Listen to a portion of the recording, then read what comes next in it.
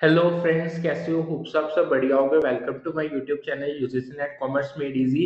यहाँ पे आपको पेपर टू कॉमर्स जिसका पेपर कोड है 08 उसका complete syllabus from unit 1 to unit 10 करवाया जा रहा है। रिवीजन सीरीज जनरल पेपर 1 और पेपर 2 की यूट्यूब पे कंडक्ट की जा रही है। यूनिट 3 बिजनेस इकोनॉमिक्स की चल रही है। अब उसके हम कुछ नेक्स्ट टॉपिक्स करने जा रहे हैं एज पर सिलेबस। देखो, आज हम करने जा रहे हैं price determination under different market forms. वो पूरा अपना टॉपिक कंप्लीट करेंगे। स्टार्ट करते हैं मार्केट स्ट्रक्चर से। देखो, इकोनॉमिक्स में मार्केट स्ट्रक्चर एकदम कोर है। ये बताते हैं कि मार्केट्स कैसे काम करते हैं, फर्म्स कैसे compete करते हैं और प्राइसेस कैसे सेट होते हैं। हर मार्केट स्ट्रक्चर के अपने रूल्स होते हैं, number of firms, product type और मार्केट के पावर के बेसिस पे। आज हम तीन बड़े स्ट्रक्चर्स कवर करेंगे। परफेक्ट कंपटीशन, बहुत सारी firms, same products, no control over price.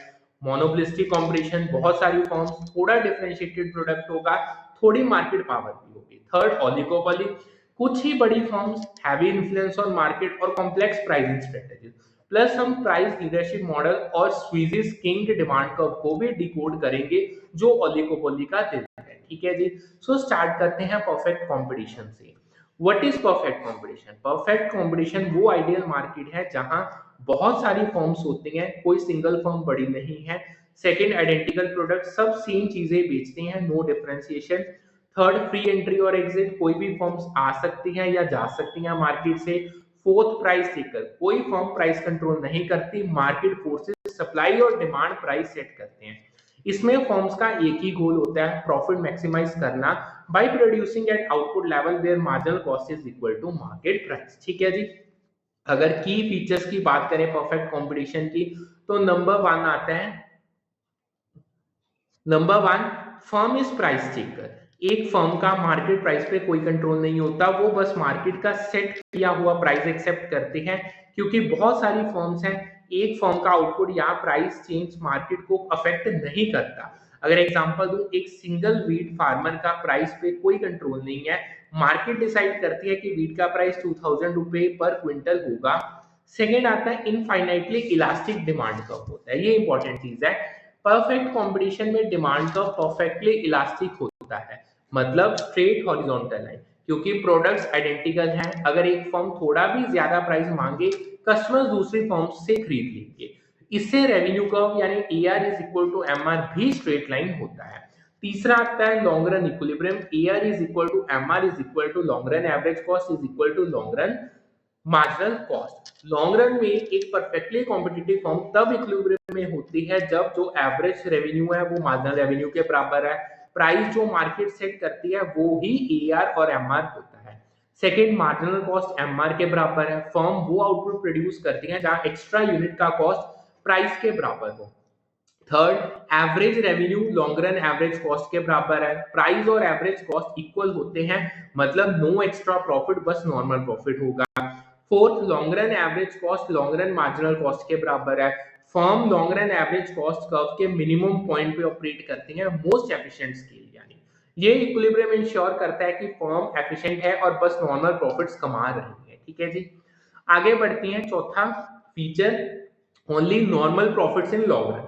Perfect competition में नो बैरियर्स टू एंट्री और एग्जिट होते हैं। अगर फर्म्स अबव नॉर्मल प्रॉफिट्स कमा रही हैं, न्यू फर्म्स मार्केट में एंट्री करेंगी, सप्लाई बढ़ेगी और प्राइस घट जाएगा। अगर फर्म लॉसेस या बिलो नॉर्मल प्रॉफिट फेस करती हैं, कुछ फर्म्स एग्जिट करेंगी, सप्लाई घटेगी और प्राइस बढ़ जाएगा।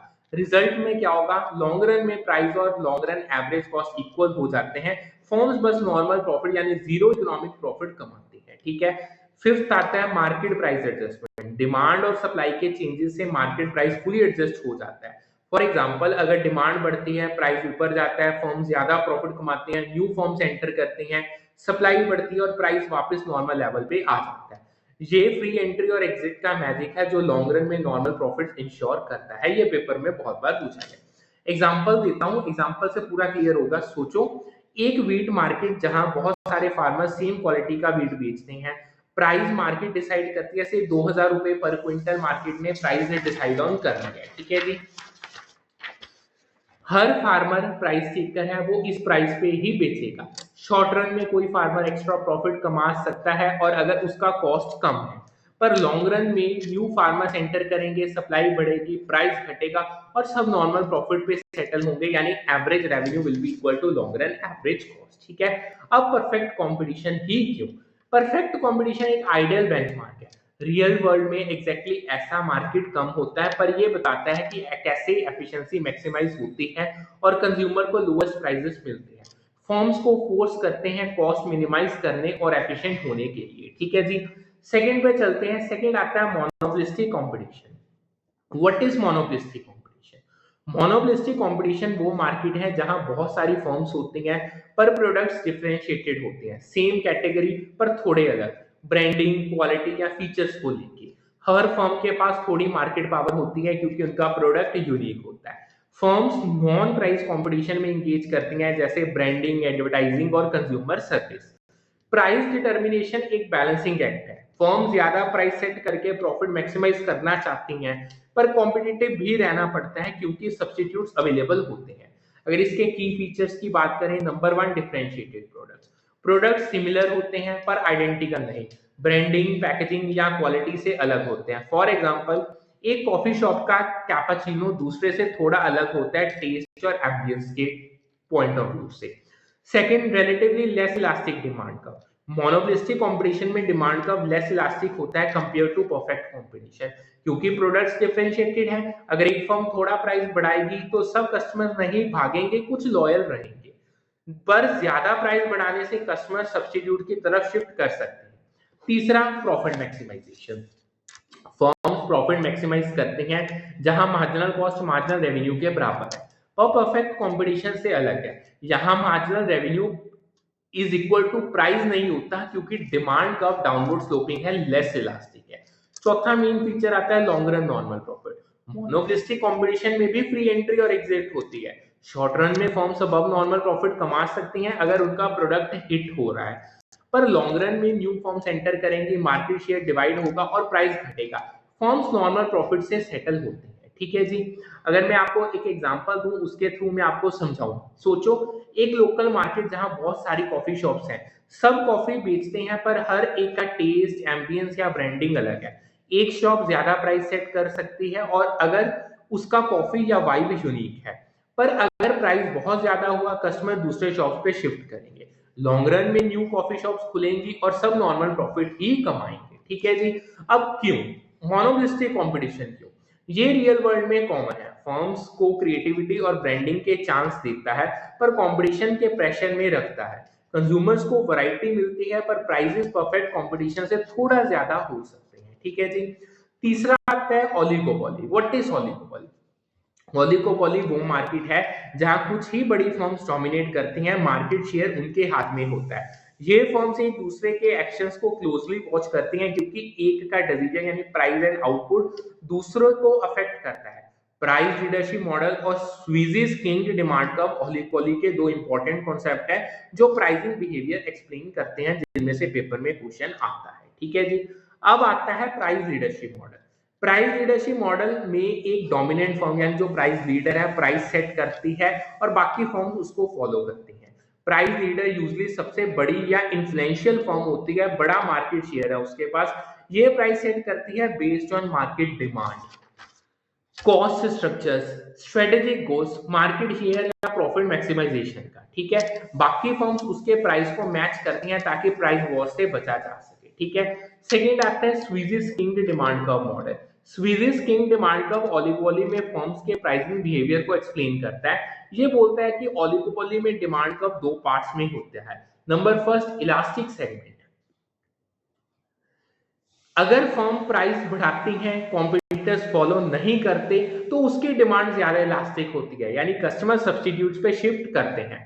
सेकेंड आता है इनइलास्टिक सेगमेंट। अगर फर्म प्राइस घटाती है, कॉम्पिटिटर्स मैच करते हैं, तो डिमांड इनइलास्टिक होती है, मार्केट शेयर नहीं बढ़ता। ये किंग यानी जो बेंड है डिमांड कर्व में होता है at the current market price, जो प्राइस स्टेबिलिटी क्रिएट करता है क्योंकि प्राइस बढ़ने से कस्टमर्स होना पड़ते हैं, प्राइस घटने से कॉम्पिटिटर्स मैच करते हैं, तो कोई फायदा ही नहीं होगा आपको। जो किंग्ड रेवेन्यू कर्व है वो इससे एसोसिएटेड है। ये दिखाता है कि प्राइस चेंजेस से रेवेन्यू का बिहेवियर अनप्रेडिक्टेबल होता है, इसलिए फर्म्स प्राइस स्टेबल रखती हैं। ठीक है जी, अब किंग डिमांड कर्व क्यों? Firms assume competitors price decrease को मैच करेंगे पर प्राइस इंक्रीज को नहीं। इससे प्राइस वॉर्स अवॉइड होती हैं और मार्केट में प्राइस रिजिडिटी यानी स्टेबिलिटी रहती है। अगर मैं आपको एग्जांपल दूं, अगर जियो अपना प्लान 299 से 350 रुपए करती है, एयरटेल नहीं बढ़ाएगी तो जियो के कस्टमर्स खिसक जाएंगे। पर अगर जियो 299 से 250 करती है, एयरटेल भी 250 करेगी, जो जियो का मार्केट शेयर नहीं बढ़ने देगी। ठीक है जी, होप सो आपको समझ आ गया होगा।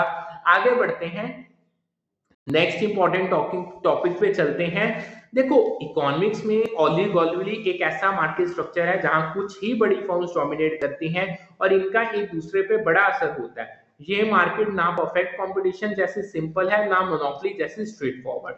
यहाँ फर्म्स के डिसीजंस, प्राइस, आउटपुट या स्ट्रेटेजी एक दूसरे से इंटरकनेक्टेड होते हैं और ये कॉम्प्लेक्सिटी प्राइस डिटर्मिनेशन को ट्रिकी बनाती है। रियल लाइफ में ओलिगोपोली के थ्योरेटिकल मॉडल्स फुली अप्लाई नहीं होते क्योंकि मार्केट कंडीशंस बहुत डायनामिक और अनप्रेडिक्टेबल होती हैं। अब हम कवर करने जा रहे हैं, जो अब हम समझेंगे ओलिगोपोली की characteristics, small number of firms, interdependence और barriers to entry, why theories fail in real life, practical challenges और कॉम्प्लेक्सिटीज, टेक्नोलॉजिकल चेंज, कैसे ओलिगोपोलीज इनोवेशन ड्राइव करते हैं, कार्टेल्स और non price competition, extreme strategies और उनके चैलेंजेस, स्ट्रेटेजिक मॉडल्स यानी स्ट्रैकलबर्ग और पॉटर्स फ्रेमवर्क को हम समझेंगे। स्टार्ट करते हैं ओलिगोपोली स्ट्रक्चर से। ओलिगोपोली एक ऐसी मार्केट है जहां कुछ ही बड़ी फर्म्स यूजली 3 से 5 मार्केट को कंट्रोल करती हैं। लाइक थिंक कर लो अपना जो आपके टेलीकॉम सेक्टर है, जो आपकी एयरलाइंस हैं, फर्म के पास सिग्निफिकेंट मार्केट पावर होती है, मतलब वो प्राइसेस और आउटपुट पे इन्फ्लुएंस डाल सकती है। बैरियर्स टू एंट्री होते हैं, high capital cost, brand loyalty या रेगुलेशंस की वजह से न्यू फर्म्स इजीली नहीं आ सकती। इंटरडिपेंडेंस, एक फर्म का डिसीजन यानी प्राइस, आउटपुट दूसरी फर्म्स को अफेक्ट करता है, तो सब एक दूसरे की स्ट्रेटेजी पे नजर रखते हैं। ये इंटरडिपेंडेंस और बैरियर्स प्राइस डिटर्मिनेशन को कॉम्प्लेक्स बनाते हैं और थ्योरेटिकल मॉडल्स रियल लाइफ में फुली फिट नहीं होते। ठीक है जी। सो अब आती है कैरेक्टरिस्टिक्स क्या है रियल लाइफ ओलिगोपोली मार्केट्स की, उसको हम स्टडी करने जा रहे हैं। रियल लाइफ ओलिगोपोली मार्केट के कुछ की फीचर्स हैं। नंबर 1 है स्मॉल नंबर ऑफ सेलर्स। ठीक है, मार्केट में बस कुछ ही डोमिनेंट फर्म्स होती हैं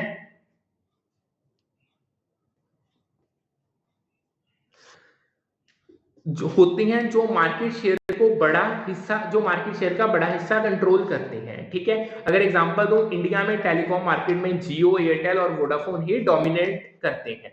interdependence of decision making. Second, एक फर्म का प्राइस या आउटपुट चेंज दूसरी फर्म के प्रॉफिट और स्ट्रेटेजीज पे असर डालता है। फर्म्स एक दूसरे के मूव्स को उसका गैस लगाती हैं, जैसे चेस गेम में स्ट्रेटेजी सोचना। एग्जांपल अगर दूं, अगर जियो अपना 5G प्लान सस्ता करती है, एयरटेल को भी प्राइस घटाना पड़ता है वरना कस्टमर खिसक जाएंगे। Third, barriers to entry. New firms के लिए मार्केट में घुसना मुश्किल होता है क्योंकि हाई कैपिटल कॉस्ट है, जैसे टेलीकॉम टावर्स या फैक्ट्रीज को लगाना। स्ट्रॉन्ग ब्रांड लॉयल्टी, कस्टमर्स बड़े ब्रांड्स पे भरोसा करते हैं। रेगुलेशंस या पेटेंट्स जो एंट्री रोकते हैं। अगर एग्जांपल दूं, टेलीकॉम में स्पेक्ट्रम, लाइसेंसेस और इंफ्रास्ट्रक्चर का कॉस्ट न्यू प्लेयर्स के लिए बैरियर है। चौथा आता है indeterminate price and output. Oligopoly में प्राइस और आउटपुट फिक्स नहीं होते, बहुत सारे आउटकम्स पॉसिबल होते हैं क्योंकि फर्म्स के स्ट्रेटेजीज अलग अलग होते हैं। कभी प्राइस वॉर्स, कभी कल्यूशन, कभी स्टेबल प्राइसेस, कुछ भी हो सकता है। ठीक है, अब आती है ओलिगोपोली रियल लाइफ में फेल क्यों करती है।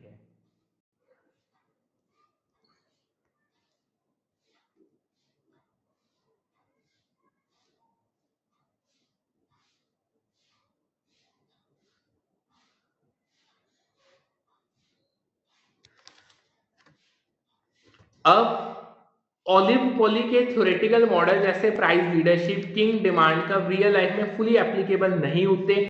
उनके भी कुछ कारण है, उनको हम करने जा रहे हैं। देखो, एक तो complex assumption. Model simple assumptions लेते हैं, जैसे फर्म्स हमेशा रैशनल होती हैं, पर रियल लाइफ में इमोशंस, मिसकैलकुलेशंस या external shocks like regulations, technical changes decisions को अफेक्ट करते हैं। Second, dynamic markets. Real markets में डिमांड, कॉस्ट और कंपटीशन बहुत तेजी से चेंज होता है, मॉडल स्टैटिक होते हैं। चौथा आता है, थर्ड आता है वेरिड स्ट्रेटेजी। फर्म्स अलग अलग गोल्स परस्यू करती हैं, कोई मार्केट शेयर चाहता है, कोई प्रॉफिट चाहता है, कोई इनोवेशन चाहता है। ये मॉडल के फिक्स सिनेरियोस में फिट नहीं होते। चौथा आता है government regulations, anti trust loss या प्राइस कंट्रोल, जैसे इंडिया में टेलीकॉम ट्राई रेगुलेशंस फर्म के बिहेवियर को लिमिट करते हैं। ठीक है जी। अब ये तो मैंने बता दिया आपको why oligopolist theories fail in real life. ये थोड़ी सी पीडीएफ ऊपर थी, ये वाला टॉपिक हम यहाँ तक कर चुके हैं। नेक्स्ट आता है हमारा ओलिगोपोली ड्राइव्स इनोवेशन। क्यों? देखो, ओलिगोपोलिस्ट मार्केट्स अल्टरनेटिव स्ट्रक्चर्स यानी परफेक्ट कंपटीशन मोनोपोली से ज्यादा टेक्नोलॉजिकल चेंज और प्रोडक्ट इंप्रूवमेंट्स लाते हैं। अब इसके पीछे कुछ कारण है। Number 1, competition among few firms. ठीक है, इसको अगर हम ध्यान से देखें, ओलिगोपोली में कुछ ही फर्म्स होती हैं तो कंपटीशन इंटेंस होता है। हर फर्म मार्केट शेयर या कॉम्पिटिटिव एज के लिए रिसर्च एंड डेवलपमेंट में हैवी इन्वेस्ट करते हैं। अगर एग्जांपल दूं, स्मार्टफोन ब्रांड जैसे सैमसंग और एप्पल नए features, foldable screens, AI cameras launch करते हैं ताकि एक दूसरे से आगे रहे। सेकंड आता है इकोनॉमीज ऑफ स्केल। ओलिगोपोलिस्ट फर्म बड़े स्केल पे ऑपरेट करती हैं तो उनके पास इकोनॉमीज ऑफ स्केल होती हैं, लो पर यूनिट कॉस्ट। ये extra savings research and development, advance technology और प्रोडक्ट अपग्रेड्स में इन्वेस्ट करने के लिए यूज होते हैं। अगर एग्जांपल दूं, बड़ा प्रोडक्शन स्केल फर्म्स को कॉस्टली टेक्नोलॉजी जैसे एआई या ऑटोमेशन अफोर्ड करने देता है। थर्ड आता है interdependence and strategic behaviour. Firms एक दूसरे के मूव्स को क्लोजली वॉच करते हैं तो स्ट्रेटेजिक इनोवेशन एक नेसेसरी बन जाती है। अगर एक फर्म नई टेक्नोलॉजी लॉन्च करती है, दूसरी फर्म्स को भी इनोवेट करना पड़ता है वरना वो पीछे रह जाएगी। फॉर एग्जांपल, जब एक फर्म 5G टेक्नोलॉजी लॉन्च करती है, कॉम्पिटिटर्स को भी जल्दी 5G रोल आउट करना पड़ता है। चौथा आता है लॉन्ग टर्म मार्केट स्टेबिलिटी। ओलिगोपोलिस में एंट्री और एग्जिट कम होता है बैरियर्स की वजह से, तो मार्केट रिलेटिवली स्टेबल होती है। ये स्टेबिलिटी फर्म्स को long term research and development investments में कॉन्फिडेंस देती है बिना न्यू एंट्रेंट्स के डर के। एग्जांपल अगर दूं, बड़े प्लेयर जैसे जियो या एप्पल लॉन्ग टर्म बेट्स यानी 5G ईयर ग्लासेस ले सकते हैं क्योंकि उन्हें छोटे कॉम्पिटिटर से थ्रेट कम होता है। ठीक है जी। अब नेक्स्ट टॉपिक आता है हमारा कार्टल्स का। What is non price competition? Oligopoly में फर्म्स नॉन प्राइस कंपटीशन में इंगेज करते हैं, मतलब प्राइस घटाने के बजाय वो advertising, cool ad, social media campaigns करना, product differentiation, unique features, better quality देना, strategic behaviour, new services, loyalty programmes run करना, ये कंपटीशन प्राइस वॉर से बचाता है और फर्म्स को मार्केट शेयर बढ़ाने का चांस देती है। नेक्स्ट आता है cartels. Cartels non price competition का एक एक्सट्रीम फॉर्म है। ये होते हैं जब ओलिगोपोलिस्ट फर्म्स कल्यूड यानी मिलकर काम करते हैं instead of competing, agree to set prices या आउटपुट लेवल्स ताकि जॉइंट प्रॉफिट्स मैक्सिमाइज हो, act like a single entity जैसे monopoly to control the market. By forming a cartel, firms price competition को एलिमिनेट कर देते हैं और फोकस नॉन प्राइस फैक्टर्स जैसे ब्रांडिंग, इनोवेशन पे करते हैं। पर कार्टेल्स यूजुअली इलीगल होते हैं क्योंकि ये कंपटीशन को हार्म करते हैं और कंज्यूमर्स के लिए प्राइसेस बढ़ा सकते हैं। अगर मैं आपको एग्जांपल दूं, OPEC organization of petroleum exporting countries एक फेमस कार्टेल है। Member countries oil production quota set करते हैं ताकि ग्लोबल ऑयल प्राइसेस हाई रहें। ये प्राइस कंपटीशन अवॉइड करता है और जॉइंट प्रॉफिट्स बढ़ाता है। ठीक है जी। नेक्स्ट टॉपिक आता है factors hindering cartel formation and sustainability. Cartels बनाना और सस्टेन करना मुश्किल होता है क्योंकि number 1, presence of differentiated products. अगर फर्म्स के प्रोडक्ट अलग-अलग हैं, कोऑर्डिनेशन मुश्किल होती है क्योंकि हर फर्म अपने यूनिक प्रोडक्ट के लिए अलग प्राइस चाहती है। अगर एग्जांपल दूं, टेलीकॉम में जियो लो कॉस्ट प्लान चाहता है, एयरटेल प्रीमियम, यानी कार्टेल एग्रीमेंट टफ होगा। Second, different cost structure. अगर फर्म्स के प्रोडक्शन कॉस्ट अलग हैं,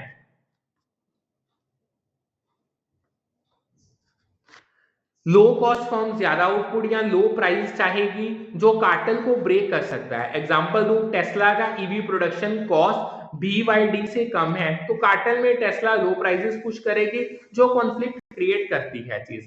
थर्ड आता है low frequency sales with huge output. अगर सेल्स इनफ्रीक्वेंट है पर एक बार में बड़ा आउटपुट होता है जैसे industrial equipment, firms temptation feel करते हैं सीक्रेटली प्राइसेस कट करने की जो कार्टेल को अनस्टेबल करता है। अगर मैं एग्जांपल दूं, हैवी मशीनरी मार्केट में फर्म सीक्रेटली डिस्काउंट्स देते हैं बड़े कॉन्ट्रैक्ट्स के लिए। ठीक है।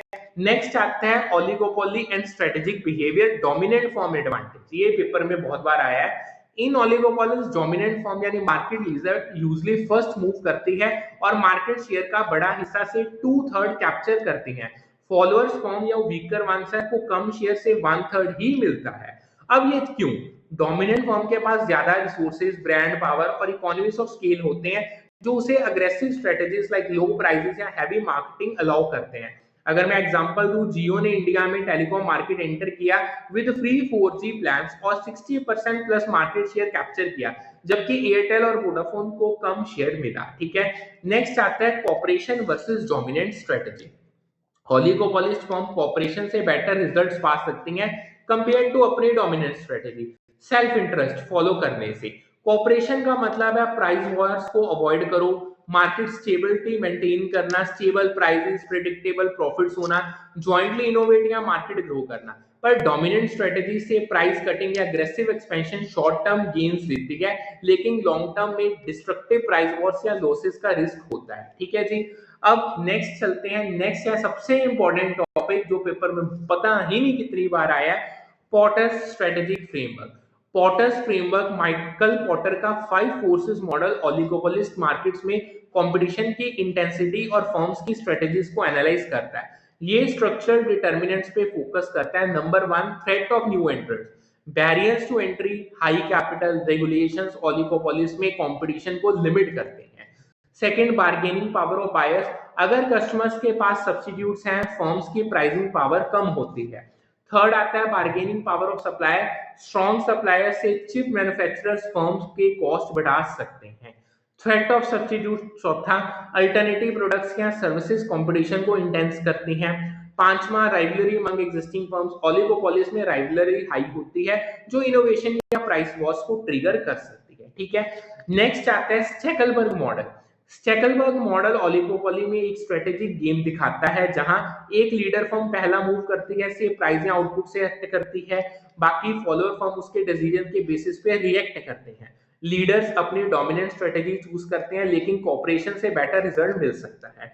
ये मॉडल रियल लाइफ में डोमिनेंट फर्म के एडवांटेज को एक्सप्लेन करता है। लीडर ज्यादा मार्केट शेयर कैप्चर करता है क्योंकि उसका फर्स्ट मूवर एडवांटेज होता है। ठीक है जी, जितना मैंने अभी तक आपको करवाया है ये चीज तो क्लियर है। ओलिगोपोली एक डायनामिक और कॉम्प्लेक्स मार्केट है जहां कुछ भी बड़ी फर्म्स अपने स्ट्रेटेजिक मूव से गेम बदल देती हैं।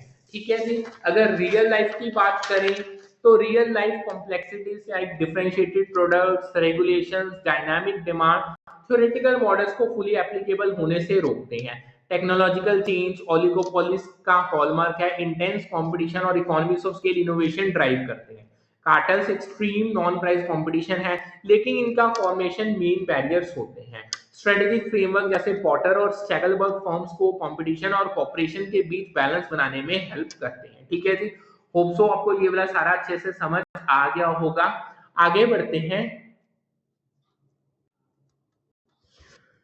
इकोनॉमिक्स में मोनोपोली एक ऐसा मार्केट स्ट्रक्चर है जहां एक ही सेलर पूरा मार्केट कंट्रोल करता है और उसके प्रोडक्ट को कोई क्लोज सब्स्टिट्यूट नहीं होता। ये सिंगल फर्म को बड़ी मार्केट पावर देता है। वो प्राइस सेट कर सकती हैं, आउटपुट डिसाइड कर सकती हैं और प्रॉफिट मैक्सिमाइज करने के लिए स्ट्रेटेजीज जैसे प्राइस डिस्क्रिमिनेशन यूज करते हैं। पर इस पावर का सोशल कॉस्ट भी है, जैसे डेड वेट लॉस और इनएफिशिएंट रिसोर्स एलोकेशन। अब हम देखेंगे मोनोपोली की characteristics, single seller, market power और प्राइस सेटिंग। प्राइस डिटर्मिनेशन, कैसे मोनोपोलिस्टिक इक्विलिब्रियम और प्राइस डिसाइड करते हैं। इकोनॉमिक इंपैक्ट्स क्या है, डेड वेट लॉस और social cost. Monopoly power measurement, concentration ratio और हर्फिंडाई इंडेक्स को हम स्टडी करेंगे। स्टार्ट करते हैं। देखो व्हाट इज मोनोपोली। सबसे पहली चीज, मोनोपोली वो मार्केट है जहां सिंगल सेलर या प्रोड्यूसर होता है, एक ही फर्म पूरा मार्केट सप्लाई करती है। No close substitute, product unique होते हैं तो कस्टमर के पास कोई और ऑप्शन नहीं है। Complete control over price, monopolist market demand का फेस करता है और प्राइस सेट करता है ताकि प्रॉफिट्स मैक्सिमम हो। High barriers to entry, new firms नहीं आ सकती क्योंकि हाई कैपिटल, पेटेंट्स या गवर्नमेंट रेगुलेशंस होती हैं। मोनोपोलिस्ट का गोल होता है प्रॉफिट मैक्सिमाइजेशन, जो वो आउटपुट लेवल पे अचीव करता है जहां मार्जिनल कॉस्ट मार्जिनल रेवेन्यू के बराबर है। पर ये परफेक्ट कंपटीशन से अलग है क्योंकि मोनोपोलिस्ट प्राइस टेकर नहीं, प्राइस मेकर होता है। ठीक है, की फीचर्स से स्टार्ट करते हैं डिटेल में। Number 1, single seller, no close substitute. एक ही फर्म मार्केट में डोमिनेट करती है और उसके प्रोडक्ट का कोई डायरेक्ट कॉम्पिटिटर नहीं होता। Example Indian railway passenger train services में मोनोपोली है, कोई प्राइवेट प्लेयर इतना स्केल पे नहीं चलता। ठीक है, सेकंड आता है मार्केट डिमांड कर्व। मोनोपोलिस्ट पूरा मार्केट डिमांड का फेस करता है जो डाउनवर्ड स्लोपिंग होता है, ज्यादा क्वांटिटी बेचने के लिए प्राइस घटाना पड़ता है। इससे मोनोपोलिस्ट को प्राइस और क्वांटिटी के ट्रेड ऑफ में बैलेंस रखना पड़ता है। थर्ड आता है प्राइस डिस्क्रिमिनेशन। मोनोपोलिस्टिक अलग अलग कस्टमर ग्रुप से डिफरेंट प्राइस चार्ज कर सकता है based on their willingness to pay. Example, एक सॉफ्टवेयर कंपनी स्टूडेंट्स को डिस्काउंट देती है पर कॉर्पोरेट से फुल प्राइस लेती है। ठीक है जी। चौथा मेन आता है high barriers to entry. New firms के लिए मार्केट में घुसना मुश्किल होता है क्योंकि हाई कैपिटल कॉस्ट जैसे इंफ्रास्ट्रक्चर या रिसर्च एंड डेवलपमेंट, पेटेंट्स या एक्सक्लूसिव लाइसेंसेस, गवर्नमेंट रेगुलेशंस या मोनोपोलिस्ट का ब्रांड डोमिनेंस, ये बैरियर्स हैं। ठीक है, अगर मैं आपको एग्जांपल दूं, सोचो एक स्मॉल टाउन में एक ही वाटर सप्लाई कंपनी है। ये कंपनी प्राइस सेट करती है और कंज्यूमर के पास कोई और ऑप्शन नहीं है क्योंकि पाइपलाइन एक ही है।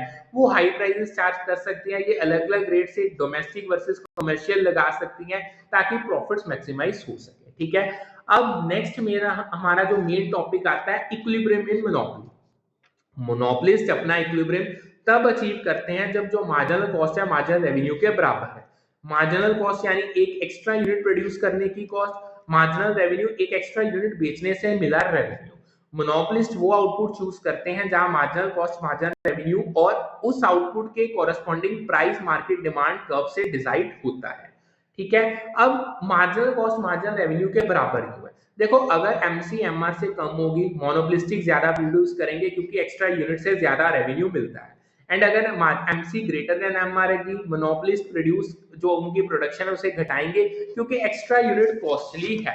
अगर एमसी एमआर के बराबर है तो प्रॉफिट्स मैक्सिमम होते हैं इस चीज पे। ठीक है जी। अब आगे नेक्स्ट आता है slope of MR curve and AR curve. Monopolist marginal revenue curve का स्लोप एवरेज रेवेन्यू कर्व के स्लोप का डबल होता है। एवरेज रेवेन्यू ये प्राइस होता है यानी AR is equal to price, और मोनोपोली में एआर कर्व ही मार्केट डिमांड कर्व है जो डाउनवर्ड स्लोपिंग होता है। मार्जिनल रेवेन्यू यानी जब मोनोपोलिस्ट एक एक्स्ट्रा यूनिट बेचते हैं उसे ना सिर्फ उस यूनिट का प्राइस मिलता है बल्कि सारे पहले यूनिट्स का प्राइस भी घटाना पड़ता है डाउनवर्ड स्लोपिंग डिमांड की वजह से। इसलिए एमआर कर्व का स्लोप एआर कर्व से ज्यादा स्टीप होता है, मतलब एमआर कर्व एआर कर्व के ट्वाइस स्लोप के साथ घटती है। ठीक है जी।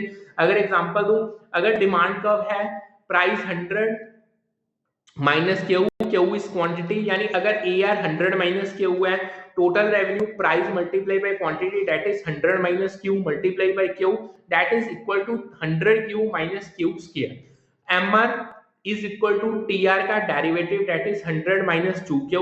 ये दिखाता है कि एमआर कर्व 100 माइनस 2q का slope -2 AR curve 100 minus q के स्लोप यानी -1 का डबल है। ठीक है, होप्स आपको ये समझ आ गया होगा। अब आता है इक्विलिब्रियम। मोनोपोलिस्ट का इक्विलिब्रियम प्राइस हमेशा परफेक्टली कॉम्पिटिटिव फर्म से ज्यादा होता है। परफेक्ट कॉम्पिटिशन में प्राइस मार्केट फोर्सेस यानी सप्लाई डिमांड से सेट होता है और फर्म्स प्राइस टेकर होते हैं। प्राइस मार्जिनल कॉस्ट के क्लोज होता है। मोनोपोली में मोनोपोलिस्टिक प्राइस मेकर होता है और वो प्राइस सेट करता है जो डिमांड कर्व पे हाई है ताकि प्रॉफिट मैक्सिमाइज हो सके। रिजल्ट क्या है? मोनोपोली प्राइस बड़ा होगा कॉम्पिटिटिव प्राइस से और आउटपुट कम होता है। ये पेपर में क्वेश्चन आया था, पूछा गया था। ठीक है, अब नेक्स्ट चलते हैं। नेक्स्ट आता है सब optimal output. Monopolist short run में भी नॉर्मल प्रॉफिट कमा रहा है तो भी वो ऑप्टिमम कैपेसिटी से कम प्रोड्यूस करता है। अगेन ये क्वेश्चन था। ऑप्टिमम कैपेसिटी वो आउटपुट लेवल है जहां फर्म अपने रिसोर्सेज का फुल और एफिशिएंट यूज करते हैं। मिनिमम एवरेज कॉस्ट है। मोनोपोलिस्ट आउटपुट रिस्ट्रिक्ट करता है ताकि प्राइस हाई रहे और प्रॉफिट मैक्स हो। ये एफिशिएंसी सैक्रिफाइस करता है। अगर एग्जांपल दूं, एक मोनोपोलिस्ट फैक्ट्री फुल कैपेसिटी से 1000 यूनिट्स पे चलाने की बजाय 600 यूनिट्स प्रोड्यूस करता है ताकि प्राइस हाई रह सके।